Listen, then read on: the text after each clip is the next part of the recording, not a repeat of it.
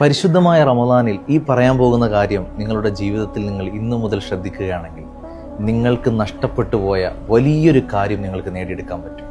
മറ്റൊന്നുമല്ല, ഒന്ന് ചിന്തിച്ചു നോക്കിക്കേ. നമ്മുടെയൊക്കെ ജീവിതത്തിൽ ഒരുപാട് നിസ്കാരങ്ങൾ ഖളാ ആയിട്ടുണ്ടാകും, പ്രത്യേകിച്ച് സുബഹി നിസ്കാരം. ഒരാൾ മരിച്ചു ചെന്ന് കഴിഞ്ഞാൽ പ്രധാനമായും അള്ളാഹു ചോദിക്കുന്നൊരു ചോദ്യം എന്താണെന്നറിയോ?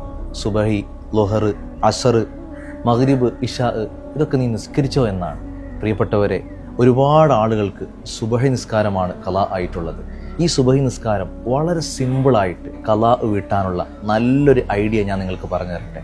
വേറൊന്നുമല്ല, പരിശുദ്ധമായ റമദാൻ തറാവീഹ് നിസ്കാരത്തിന് നമ്മൾ കൈകെട്ടുമ്പോൾ തറാവീഹ് നിസ്കാരത്തിൻ്റെ നിയത്തിന് പകരം ഖളാ ആയിപ്പോയ സുബഹി എന്ന ഫർള് നമസ്കാരം ഞാൻ നിസ്കരിക്കുന്നു എന്ന നിയത്ത് വെച്ച് കഴിഞ്ഞാൽ 20 റക്അത്ത് കഴിയുമ്പോൾ ഒരു ദിവസം തന്നെ 10 സുബഹിയാണ് നമുക്ക് ഖളാ വീട്ടാൻ പറ്റുന്നത്. അങ്ങനെ നോക്കുകയാണെങ്കിൽ 30 ദിവസം കഴിയുമ്പോൾ 300 സുബഹി നമുക്ക് ഖളാ വീട്ടി അള്ളാഹുവിന് തിരിച്ചു കൊടുക്കാൻ പറ്റും. ഈ വലിയൊരു അറിവിനെ ഇപ്പോൾ തന്നെ ഒരുപാട് പേര് ആഗ്രഹിച്ചിരിക്കുന്നൊരറിവാണ്. എല്ലാവരിലേക്കും നിങ്ങൾ എത്തിച്ചു കൊടുക്കുക. അള്ളാഹു സ്വീകരിക്കട്ടെ.